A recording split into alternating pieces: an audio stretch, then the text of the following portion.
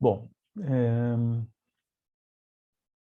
na nossa última conversa, nós tentamos, colocar em palavras o que é Deus, né. A gente falou principalmente que é é impossível, de uma maneira racional e humana, tentar descrever Deus, né, porque qualquer tentativa que a gente faça, nós vamos estar, limitando, restringindo e categorizando Deus.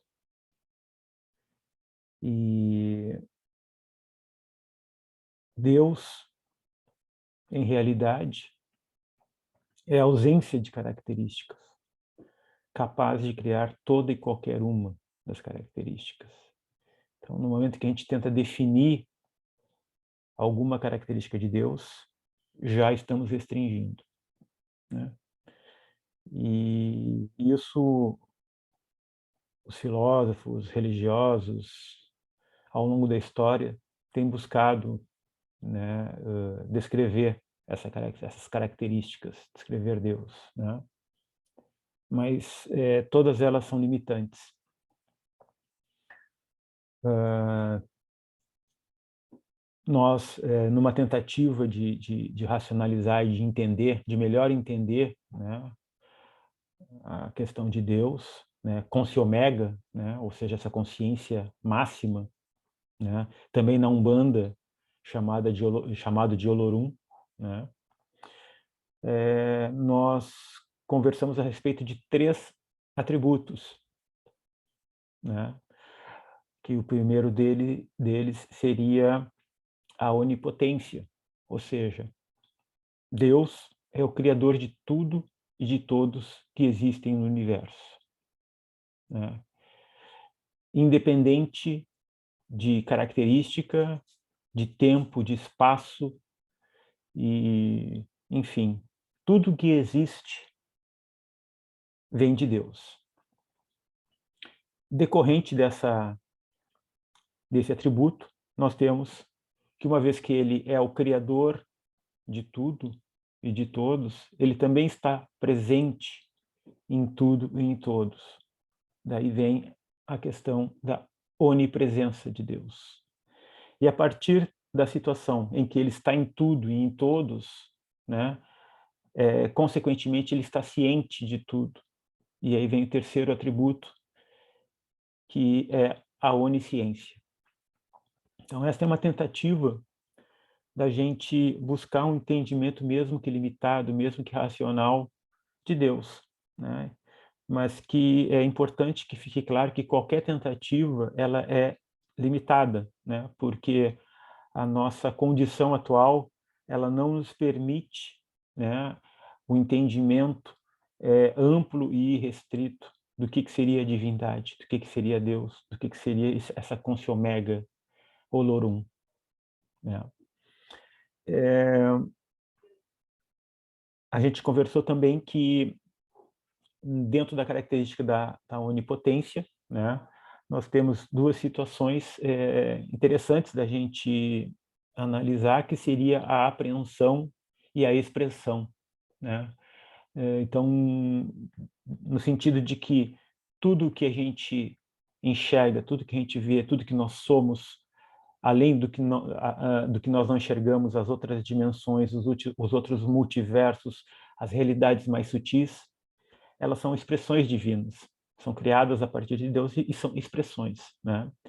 E, no sentido da cocriação de Deus, como todos nós somos, né, parte de Deus, temos a questão da apreensão, que é justamente perceber, né, apreender essas expressões divinas. Então aí, entra toda essa, vamos dizer assim, essa maravilha divina que é a autocriação. Deus se expressa para si próprio, né, através desse processo de apreensão e de expressão.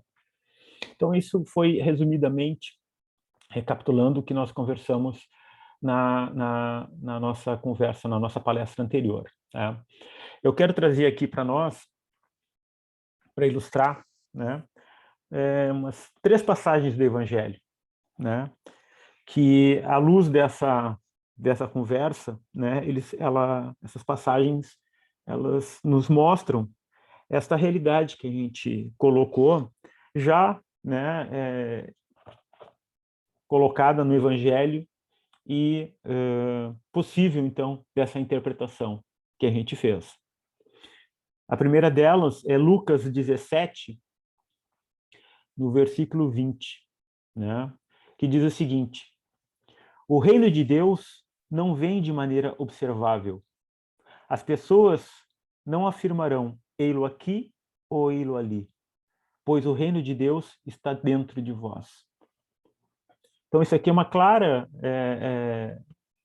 menção, né, de que a onipresença, né, de Deus está em tudo.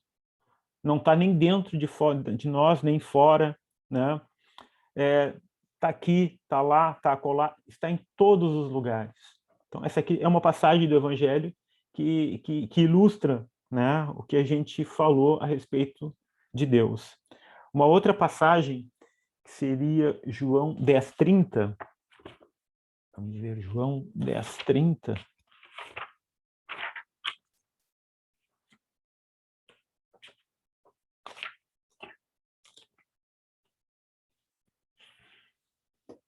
Que diz o seguinte: eu e o Pai somos um. Né? Novamente, o que João, né, está colocando aqui para nós? Que não existe distinção entre nós e Deus. Né? Obviamente, nós somos uma experiência, né, uma consciência divina, né, que iniciou um processo de florescimento, de experienciação, né, nos planos mais densos. Mas na nossa origem, todos nós somos deuses, somos o Pai. Não existe diferenciação. Em realidade, todos nós somos um com o Pai. E ele ainda continua e diz o seguinte: se faço, mesmo que não acrediteis em mim, acreditai nas obras do Pai, para que saibais e percebais que o Pai está em mim e eu no Pai. Reforçando essa ideia, né, essa característica, essa situação, né, de onipresença, onipotência e onisciência de Deus em tudo e em todos, e nós como reflexo, como criação, como imagem desse Deus. Hoje, nós vamos avançar um pouco, né, nesse conteúdo e vamos conversar a respeito das dimensões, né, dos nossos corpos, de como é que nós estamos estruturados, né, em termos de consciência universal, em termos de Deus, em termos dessa consciomega, né? A questão da exploração, da pesquisa, né, do estudo dessas realidades sutis e da realidade do homem, ela já, como eu já falei anteriormente, ela faz parte da existência humana, né? É uma característica do homem buscar a sua origem, buscar o seu entendimento, buscar essa conexão divina, né? E ao longo dos tempos, né, as dimensões, né, sutis e densas, elas foram muito bem descritas, né, sejam pelos hindus, pelos egípcios, né, inclusive pelos aborígenes, né, o povo ancestral na Austrália. Então, a realidade espiritual, ela vem ao longo da história sendo muito bem estudada e difundida, né? E, bom, dentro dessas manifestações espirituais que a gente falou, que é estudada, já vem sendo estudada há muito tempo, a gente pode classificar de duas formas essa manifestação espiritual, né? A manifestação amórfica e a manifestação mórfica, né? A manifestação da vida, da forma como a gente entende, a mórfica, ela é aquela característica, aquela manifestação que não existe uma forma apreciável. Em contrapartida da manifestação mórfica, é aquela manifestação onde a gente tem uma forma apreciável, né? Então, a gente sabe, né, que, conforme orientado pelos mestres e pelos estudos desses filósofos religiosos e místicos, né, que nós temos, na dimensão amórfica, né, dois corpos, o corpo causal e o corpo mental. Ou seja, esses corpos não existem, não apresentam, né, uma forma apreciável. Pode-se dizer que eles são pura energia, pura consciência, né, que são, vamos dizer assim, a primeira manifestação original e mais primitiva, né, da nossa conexão com Deus, né? A nossa, vamos dizer assim, centelha divina, né? A nossa separação inicial, entre aspas, essa separação, né? Mas é onde nós nos separamos de Deus e iniciamos a nossa própria jornada ao longo das dimensões, para o florescimento dessa consciência. Então, todos nós temos esses dois corpos, o corpo causal e o corpo mental, com essa característica, né, de ser amórfico. Não existe uma forma, né, específica. Nós começamos nesse processo a apresentar uma forma específica já no corpo astral, no corpo etérico e no corpo físico, tá? Que a gente pode chamar também, algumas escolas, né, chamam o corpo astral de perispírito, né? Então a gente tem que o espírito seria composto pelo corpo causal e pelo corpo mental, e o perispírito pelo corpo astral. Então, o corpo astral ou perispírito é a primeira manifestação mórfica, né, do nosso espírito. Então, ele reveste o nosso corpo mental e causal. E o nosso perispírito, o nosso corpo astral, ele tem a característica específica do plano onde nós estamos existindo, onde nós estamos encarnando, onde nós estamos vivendo, né? Porque todos os seres vivos, independente da raça, independente da espécie, eles possuem um corpo causal e um corpo mental, né? É comum a todos os seres. O que vai diferenciar é a nossa capacidade ou a nossa limitação em termos de corpos mórficos, de captar, de transmitir, de manifestar essa consciência de Deus que emana constantemente do nosso corpo causal e do nosso corpo mental. Então, a nossa limitação, o nosso filtro, a nossa barreira, né, a nossa restrição, ela começa a acontecer a partir do perispírito, a partir do corpo astral, depois do corpo vital e do corpo físico, né? E é importante a gente fazer uma diferenciação entre consciência Deus, né, e a consciência de Deus florescida, aparentemente, entre aspas, na nossa individualidade. A consciência Deus, né, ela é, como a gente falou, onipresente, onisciente e onipresente, onisciente e onipotente. Essa é a consciência Deus. Já o florescimento dessa consciência, a individualização dessa consciência, é que começa, então, a individualização do espírito, né? E o início, né, desse processo de experienciação e de florescimento da consciência. Deus, enquanto consciência Deus, é o que a gente falou, né? É a ausência de característica capaz de criar toda e qualquer uma. Já o espírito, né, é um contínuo de experiências de Deus em um determinado espaço e tempo, né? Essa questão energética, essa questão de relatividade, ela já está muito também estudada na física quântica, né? Essa relação matéria-energia, né? E a relatividade dessa energia no espaço-tempo, né? Então, Deus, essa individualização de Deus, esse corpo causal e mental, na realidade, é a nossa experiência mais íntima, né? É um florescimento de Deus com cara de indivíduo. Vamos dizer assim, é a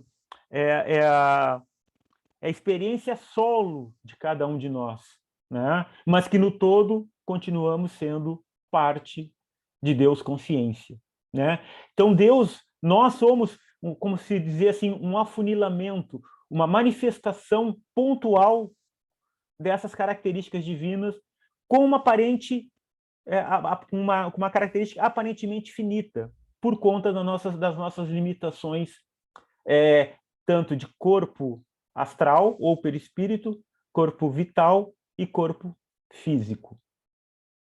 Tá? O corpo causal, então, é a base da nossa existência temporal. Esse corpo é a individualização primeira, né, da onipotência de Deus. E esse corpo, ele tem, vamos dizer assim, por tanto o corpo causal quanto o mental, eles têm registrados neles, né, todas as nossas experiências físicas e extrafísicas ao longo de todas as nossas encarnações, de toda a nossa existência, né? E eles são consciência pura, energia que nos transpassa todos os nossos conteúdos de memória, pensamentos, emoções e qualquer criação sutil. São oriundas dos corpos causal e mental, né? E vem desdobrando energeticamente para os nossos corpos mórficos. O corpo mental, né, ele na realidade, nós estamos separando aqui causal de mental, mas a gente pode dizer que é tudo um corpo de consciência divina, pura, né? Nós estamos dividindo em questões de vibração, de sutileza, né? Então, nós temos no corpo mental energias pré-cognitivas, cognitivas não discursivas e cognitivas discursivas, né? O que seriam as energias energomentais pré-cognitivas? É a própria energia, né? E as cognitivas não discursivas seriam as emoções e as energias energomentais discursivas seriam os próprios pensamentos. Então, a gente pode perceber, né, que os nossos pensamentos, a gente não sabe, nossos pensamentos e emoções, e a energia que flui através de nós não conseguimos identificar claramente, né, de onde é que vem, né? É do cérebro, é do coração, enfim, a gente só percebe um fluxo energético que nos transpassa. E muitas vezes a gente pode observar que um determinado pensamento nem é nosso, né? Foi um pensamento, alguma memória, algum pensamento que a gente viu em um filme, ou alguma coisa que nos foi dito, um amigo nos disse, e aquele pensamento retorna e vem, e nos transpassa como pura energia, e assim é, né? E assim, essa expressão, esse pensamento, muitas vezes atravessa a nossa mente, vem e vai, assim como ele veio, ele segue, né? Então, essa é a característica do corpo mental, né? E depois do corpo mental, a gente tem o perispírito, né? Que é a primeira manifestação mórfica do nosso espírito. E esse corpo astral, né? Ele está, vamos dizer, localizado efetivamente na dimensão que a gente pode chamar dimensão astral, mas é importante saber que a dimensão astral ela é também composta por diferentes níveis vibratórios de energias, desde o mais sutil ao mais denso, né? E o nosso perispírito, né, em função da sua densidade, ele é atraído para essa respectiva densidade, esse nível vibratório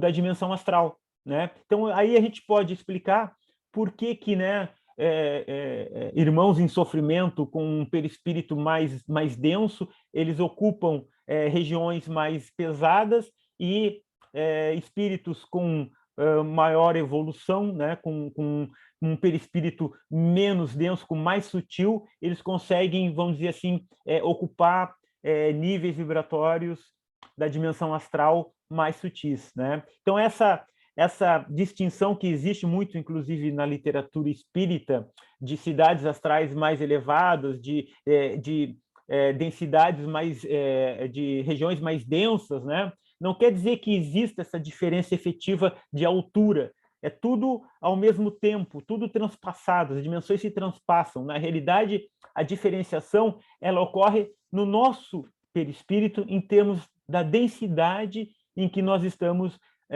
vivendo. E a nossa experiência encarnada, né?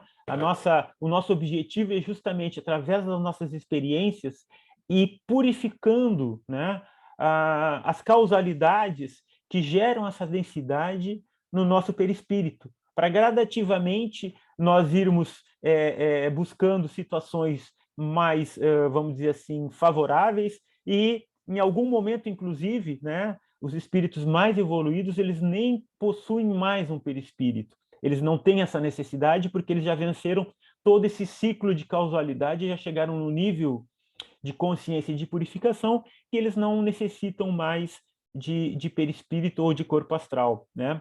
Um outro exemplo que a gente pode citar, né, que os próprios mentores, né, da Umbanda de Caritas e outros mentores e outros mestres que nos auxiliam, que auxiliam a humanidade, muitas vezes eles já não possuem, né, através das suas experiências e das suas encarnações, eles já não têm mais a necessidade de ter um perispírito.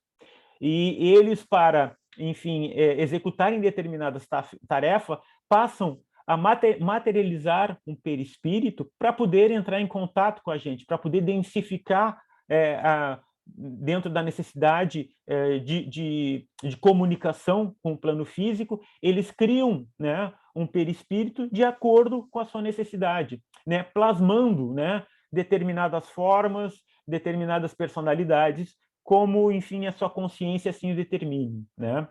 E também a gente sabe que o perispírito ele tem característica, por exemplo, aqui do sistema solar tem uma determinada composição. Se nós formos para outro sistema solar, para outra galáxia, o perispírito vai ter outra característica, né?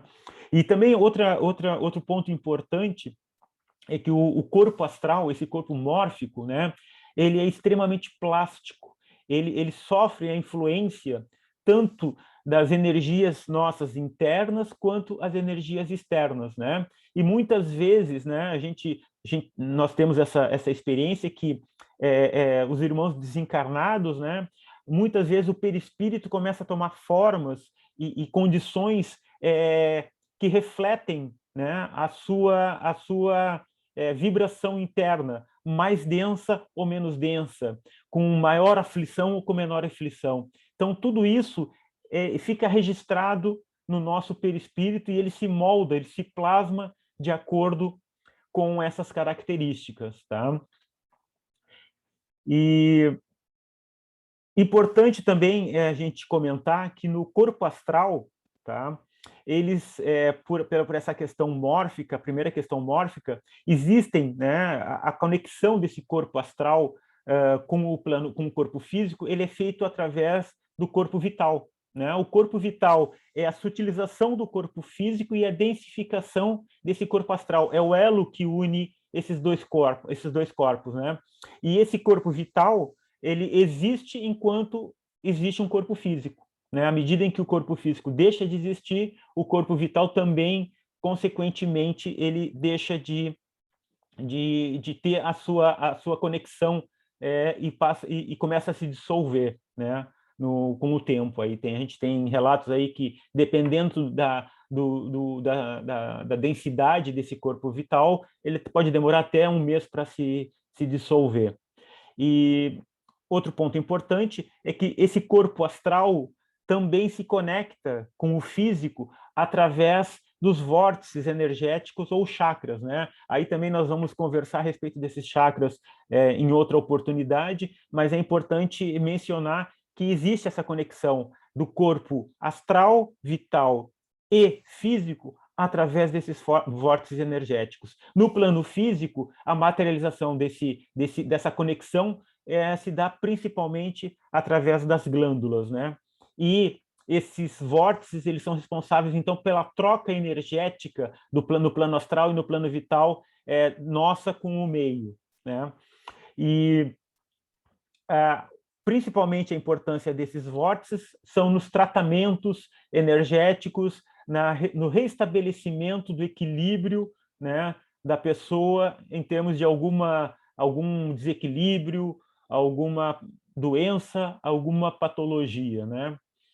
E é importante, quem quiser aprofundar mais esse estudo, né, dos chakras, os indianos, eles são muito estudiosos desse tema, né? A gente consegue bastante coisa através da medicina ayurvédica. Também os chineses têm muito conhecimento a respeito da parte energética, através da acupuntura.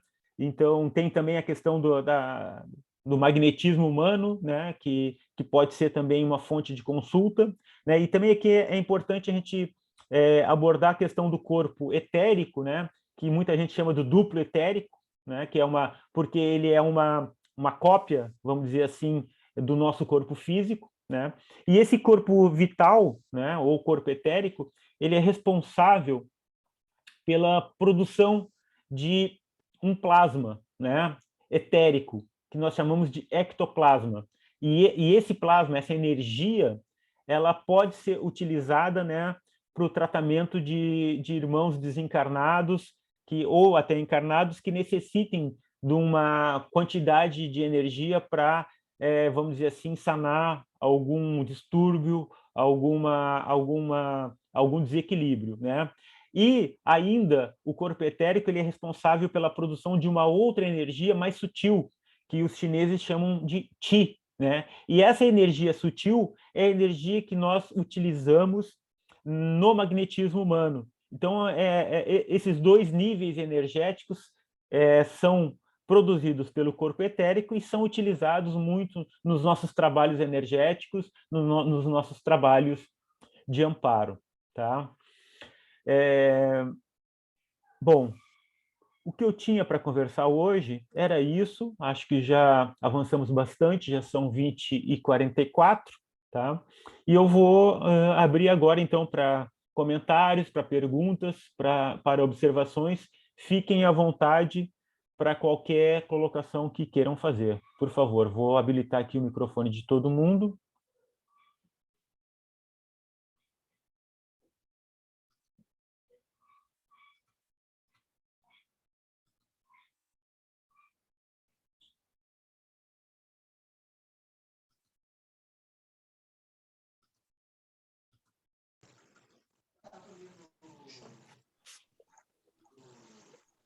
Almoçar.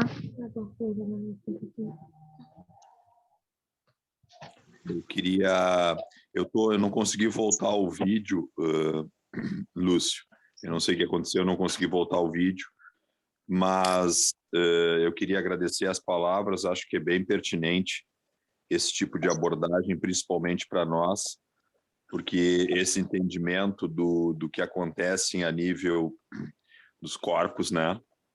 Isso é muito importante para nós, principalmente umbandistas, principalmente na questão do magnetismo, para no momento em que nós vamos tratar, a gente entender que muitas vezes a gente, através desse entendimento que tivemos, a gente consegue trabalhar os vários corpos e, consequentemente, trabalhar em várias áreas ao mesmo tempo. Então, para nós, principalmente, estamos trabalhando muito nessa parte, foi extremamente pertinente e muito instrutivo todo essa tua palestra de hoje, esse teu estudo de hoje.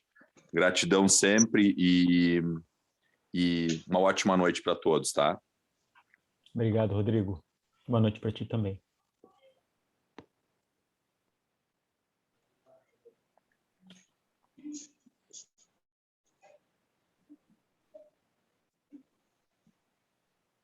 Alguém mais gostaria de comentar?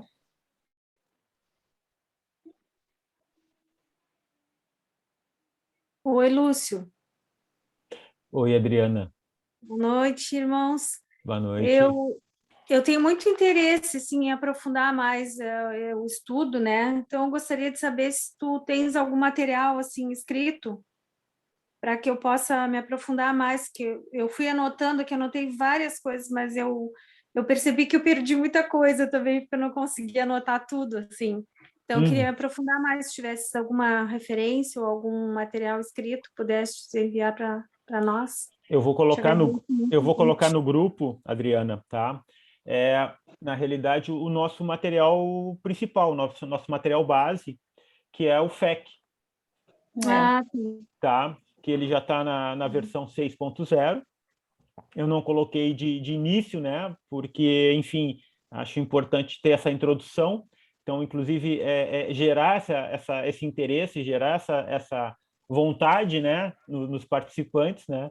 E em função agora do teu pedido, e provavelmente seja a vontade dos demais também, então eu vou postar no nosso grupo esse material, que é a última versão que a gente tem, né, da Teologia de Caritas, que é o FEC, que é o Felicidade e Cura, como a gente conversou, trazido pelo Pai Benedito de Aruanda e psicografado pelo Tata Lobo, tá? Agora, na sequência, eu coloco esse material, todas as palestras que a gente tem feito, né, se baseia nesse material. Sempre, como eu coloquei no início, eu procuro ser o mais fidedigno possível a ele, no sentido de não, enfim, colocar coisas minhas, né, no que eu estou passando para vocês, para a gente não ter essa, vamos dizer assim, interferência ou, enfim, conceitos que não fazem parte da teologia. Toda vez que eu for fazer uma referência a algum conceito que não é da teologia de Caritas, eu vou dizer, isso não é teologia de Caritas, isso é espiritismo, isso é universalismo, isso é budismo, ou enfim, né? Então, mas com certeza, Adriana, agora na sequência eu coloco material, todo mundo vai poder ler, vai poder pesquisar, e a partir dele também pode tirar dúvidas, e assim, é importante, né? Não quer dizer que a gente não possa buscar outras fontes de estudo, de conhecimento e de filosofias. Longe disso. Cada um de nós tem a sua história, né? tem as suas, vamos dizer assim, buscas internas, né? Provavelmente, certamente, aqui não é o primeiro local onde a gente veio buscar amparo, buscar conhecimento, né? E todas as religiões em si, elas têm o mesmo objetivo, que é buscar a nossa reconexão, né, com o nosso Deus interno, nosso Deus interior. O único cuidado que a gente tem é manter a teologia de Caritas íntegra da forma como ela foi passada, né? Esse cuidado a gente tem. Mas, enfim, se a pessoa gosta de budismo, de astrologia, de tarô, né, de aromoterapia, de cromoterapia, enfim, N possibilidades. A pessoa, todos nós somos, enfim, livres e não interfere em nada, inclusive, a nossa caminhada e o nosso desenvolvimento na Umbanda de Caritas, tá?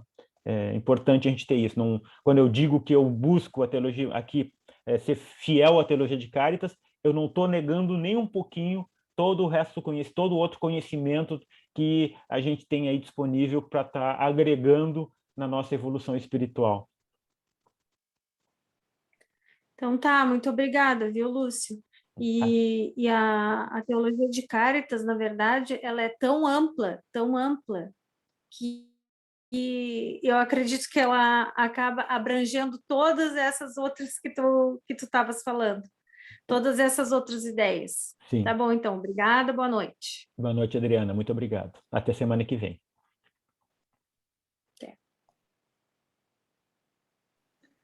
Boa noite, pessoal. Vou falar como sempre, a gente fala, vamos falar, gente. É importante, Adriana, que assim, ó, tu falou, eu perdi muita coisa, mas a gente é como se fosse um dicionário, o FEC fosse um dicionário ambulante. Tu vai sempre voltar lá para pegar uma palavra nova, aí olhar isso de novo, revisitar e falar, não tinha visto dessa forma. E olha novamente, isso aqui eu perdi, isso aqui eu posso aplicar, como o Rodrigo falou, no passe, também posso olhar.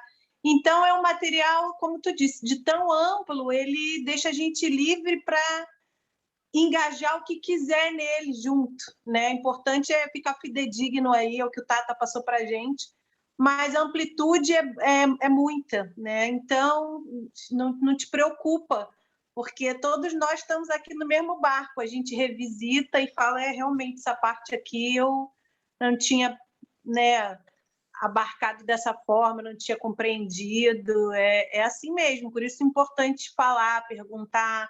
A gente tem muito material lá na nossa biblioteca online, a gente pode passar.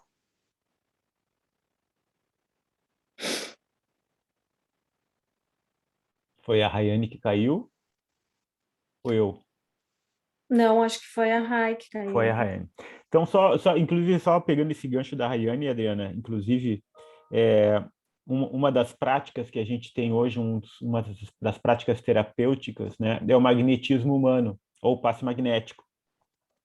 E quando os mentores nos pediram para iniciar esse tratamento, né, esses procedimentos, eles chegaram e nos disseram assim, não, nós não vamos dar nenhuma instrução para vocês, né, porque essa instrução ela já existe no plano físico.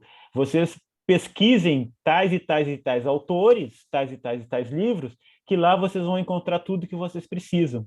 Então, como tu disse, né, tá tudo dentro da Umbanda de Cáritas, e a gente vai lançando mão desses recursos à medida da necessidade, à medida das orientações. Nós seguimos orientações, enfim, dos nossos mentores, e foi exatamente isso. Olha, o mentor chega e disse, olha, não vou falar nada de magnetismo humano, porque ele já foi trazido, já está bem estabelecido. Vai ler os livros do Jacomelo. Pronto, lá fomos nós estudar Jacomelo. O Jacomelo não é da Umbanda de Cáritas, é lá da parte de magnetismo humano. Mas tudo que ele traz, tudo que ele bota em prática, toda a terapêutica dele é extremamente válida e verdadeira. Então, trouxemos toda essa experiência para dentro do nosso terreiro, dos nossos passos magnéticos, da nossa terapêutica. E assim é que funciona, né? Assim é que nós avançamos juntos. Desculpa, Riane, tu caiu. Caiu a tua internet, por isso que eu entrei falando. Tu estava concluindo. Por favor.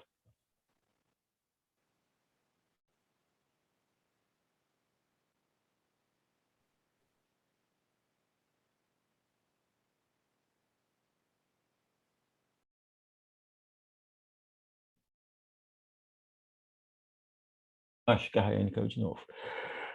Bom, pessoal, então, teria mais alguém que gostaria de falar, comentar, perguntar? Teu sinal está meio ruim, Rayane, está indo e voltando.